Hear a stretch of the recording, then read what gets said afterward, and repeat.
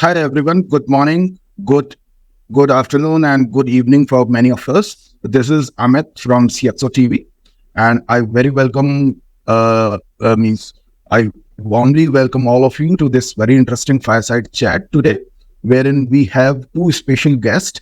Uh, One is Mr. Sundeep Mohindru, who is the CEO of M1xchange. A very warm welcome, and another guest is Mr. Saurabh Tiwari, who is the AVP Marketing for M1xchange.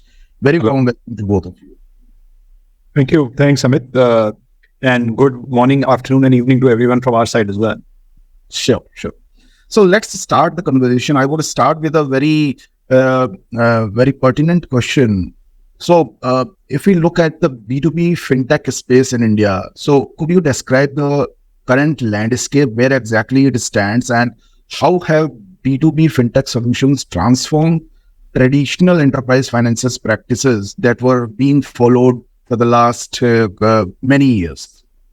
You're very right. So, fintech landscape has completely evolved into a new avatar, I would say, post-corona, post-2020. And today, it has become like a normal business stream for the corporate world. When I say normal business stream, in the sense that the corporate world, the MSME world, they now consider fintech as a normal routine matter of availing the finance instead of the traditional way. So the adoption, therefore, has gone up multifold, and every enterprise promoter now is aware that he has rather multiple options of liquidity using a fintech versus using a single bank or a single NBFC. So you are very right; it has gone up multifold, and how people are using it is for accelerating their access to finance. That means the speed at which they can get their funding done through the fintech. Yep. Removing the constraints which are existing for them for getting a direct funding. That means collateral constraint, balance sheet constraint. Those constraints get reduced to a large extent, and also reducing their cost of doing business overall, because the cost of funding is much competitive using a fintech, and therefore that justifies the commercial model of using a fintech. So that's how the landscape in India has emerged today. So if I summarize, the adoption has gone up, and therefore it has emerged successful. Very good. So, what I would also like to understand, if you could throw some light on the latest trends that you observe in the B2B fintech landscape, means adoption by the businesses over the last few years, and are there any specific sectors or industries where B2B fintech solutions are having a significant impact? Sure, Amit. So I'll correlate with our example. Let's say M1xchange, which is arranging the supply chain finance.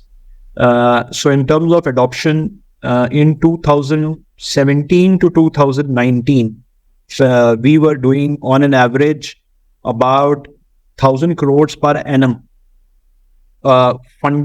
financing to these suppliers, which are MSMEs of their customers, which are enterprise customers. That means B2B enterprises. So an MSME giving goods and services to a large enterprise or a medium enterprise, we were doing about 1,000 crore per annum as a business in 2019. And now in 23-24, we are doing about 4,000 crores a month. Very good. Okay. So that means about 40,000 to 50,000 crore per annum as a number. So that's the kind of a scale up or an adoption which has happened in supply chain finance. And per se, in terms of value add, which in reference to your previous question that you were asking, why is this trend emerging? The value add which it is bringing is that the SME enterprise gets access to 60 banks and NBFCs on M1 platform. So by registering themselves one time on the platform, that means doing their KYC one time, they get access to liquidity from 16 financiers. So their strength of taking finance goes up 60 times from their current programs. You see, so the value add is 60 times from their current program. So it's absolutely uncomparable. As a result, the competitiveness of the financing cost that they are getting is nowhere compared to what they are getting in a bilateral method. So in a bilateral method, for a bill discounting or for they would be getting anything between 15% to 22% per annum as a rate of interest.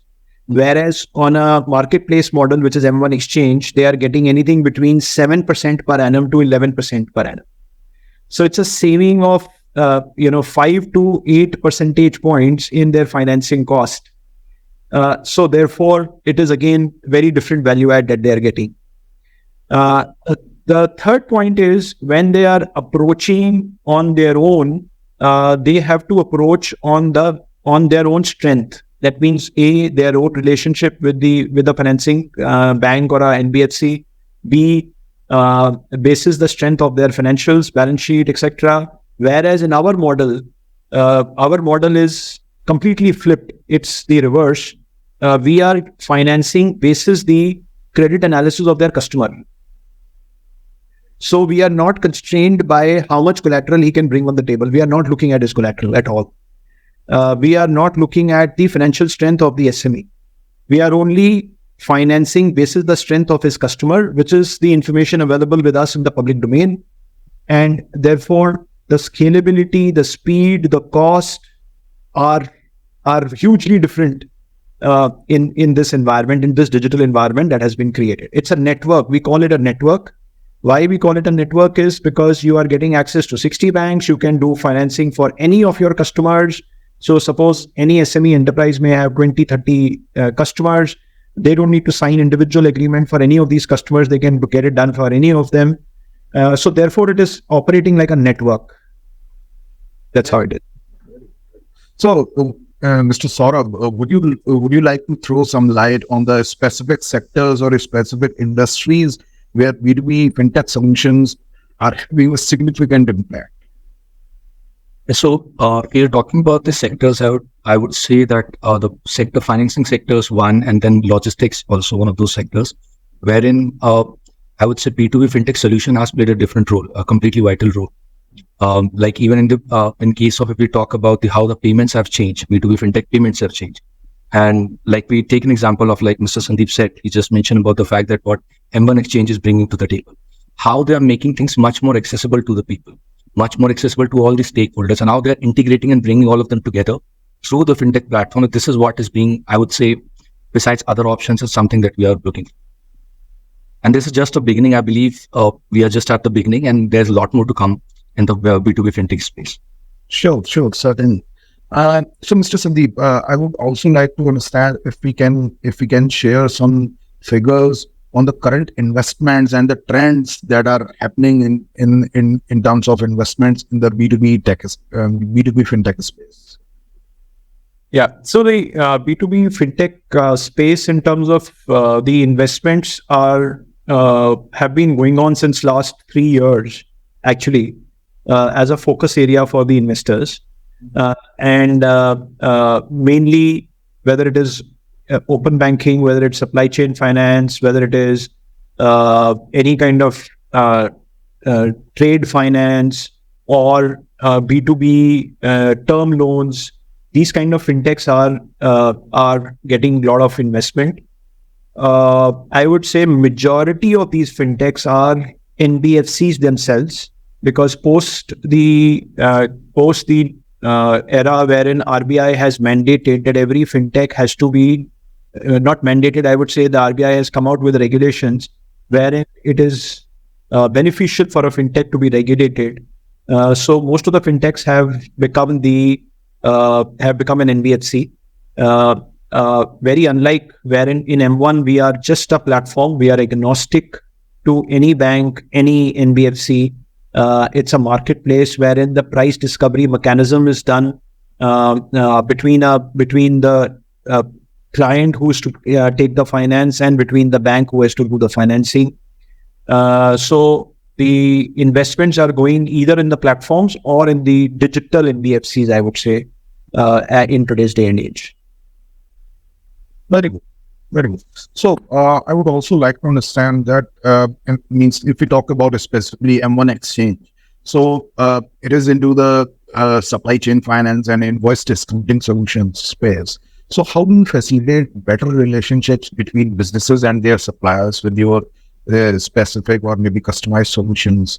What kind of customer experience that you are delivering and how exactly you do it? Yeah, and a very good point. So essentially, in who we are serving are two sides of the spectrum. One is a corporate buyer and one is a supplier. Now, both the corporate buyer and supplier have to see that this supply chain finance using M1xchange has to make business value add for their respective businesses. Yep. And if the liquidity in the supply chain is robust, then the overall businesses on both sides will become robust.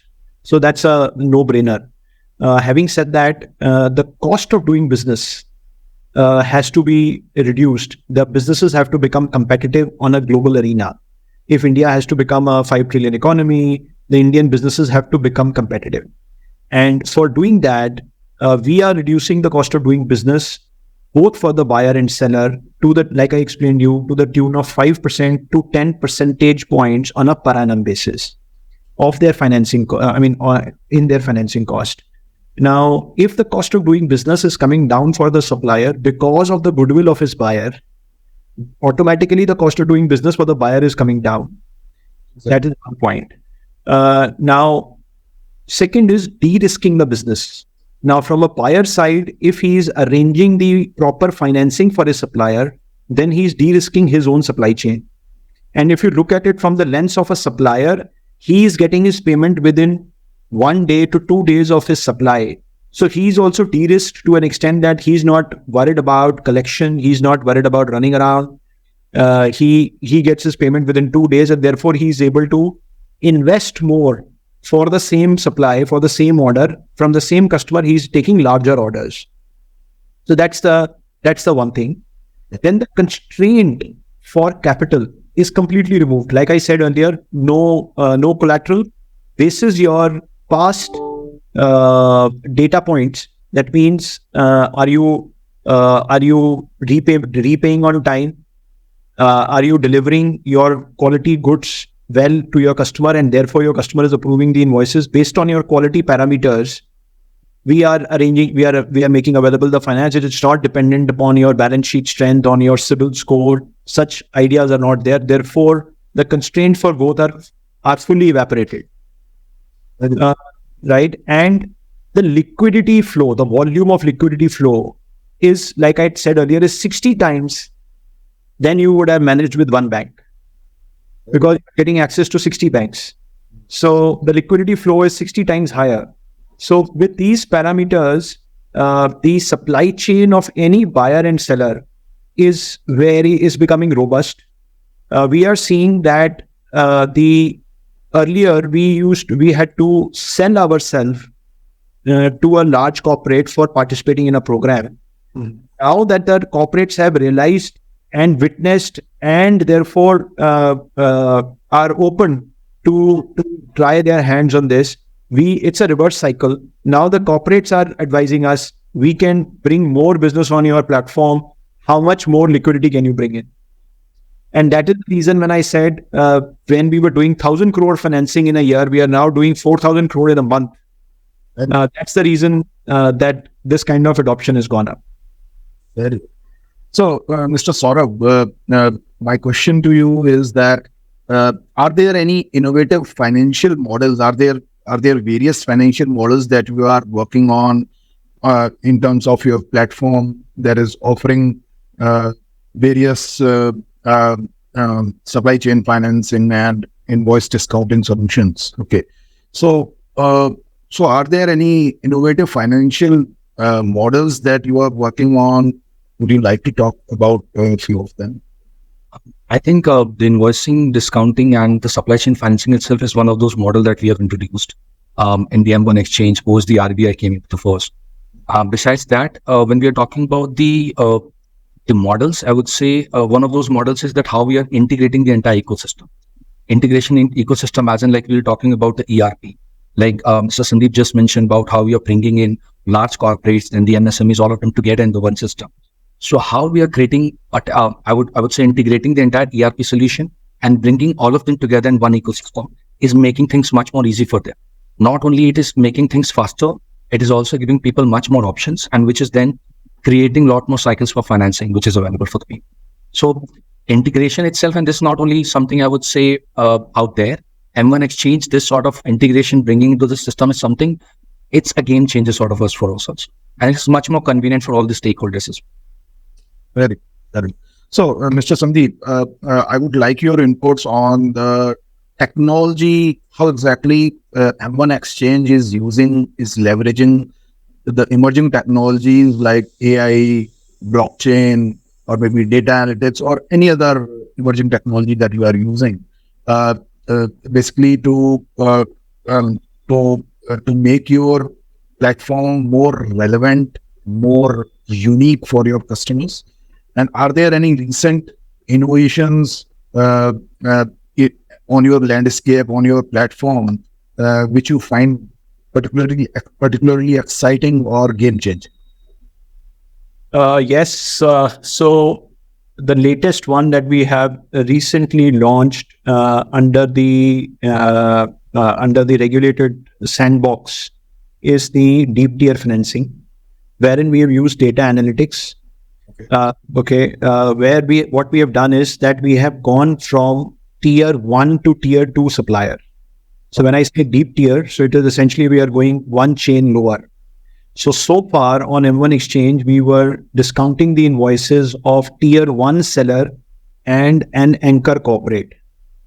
Now, what we have done is that we have done data analytics on tier 1 seller, and whatever raw material he's buying from tier 2 seller, we have started discounting for their invoices also.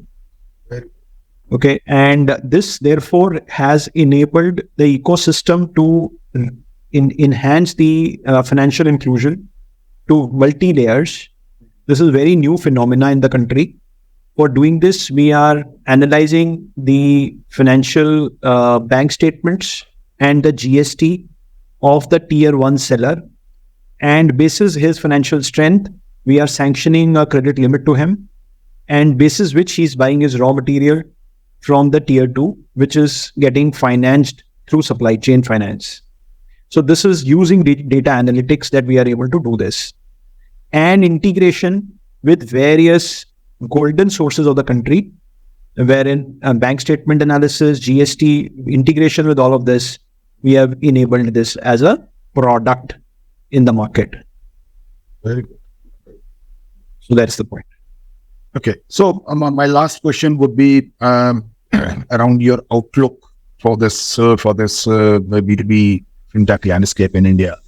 So what do you see as the most promising growth opportunities and outlook for B2B Fintechs in the supply chain financing or maybe invoice discounting space over the next 2 to 3 or maybe 5 years from now?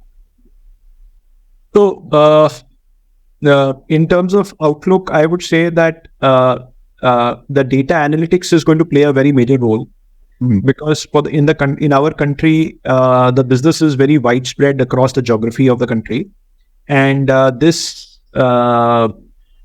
opportunity of digital means of financing is enabling that all this data is getting consolidated on the platforms, and this data can be very intelligently used to service the deep tier financing, like I just explained. So that is going to be one change which is going to happen in our country over the next 3 to 5 years, as the next step from where we are today. Second is, of course, usage of AI for customer experience, wherein though the processes are fully digital today, however, if these processes can be made more intelligent by the system itself, so that the number of clicks and the number of the time taken can be further crunched. Today, we are able to finance the invoices within few minutes of they coming on the platform. Can these invoices be financed without coming on the without the user coming on the platform? Is going to be the new outlook of the industry. That means the systems are integrated, the AI is used, and the financing is more automatic. In coming days, yes, such things will be playing a role. Blockchain is another area. We are using blockchain for duplicate check. That means if an invoice has been financed, it is not refinanced in the financial ecosystem of the country. So we are doing a duplicate check using a blockchain technology.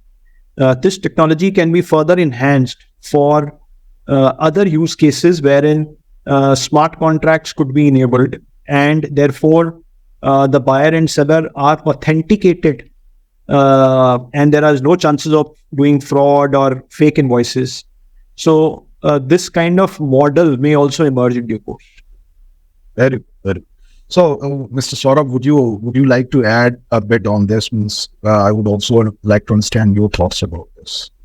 Okay, so I personally think that, like Mr. Sundeep also already mentioned about certain aspect of how things are going to change with respect to technology like blockchain, artificial intelligence coming into play. I still feel that blockchain, artificial intelligence, how they are bringing all the data together is what they are going to do. In terms of, like we're talking about the customer-centric approach, so having an understanding through the different tools that what are the customer's pain point, and then bringing out those pain points through a different solution, like M1xchange has brought in the solution of how it making it, access of financing easier for the bottom of the pyramid or the large number of people of the country.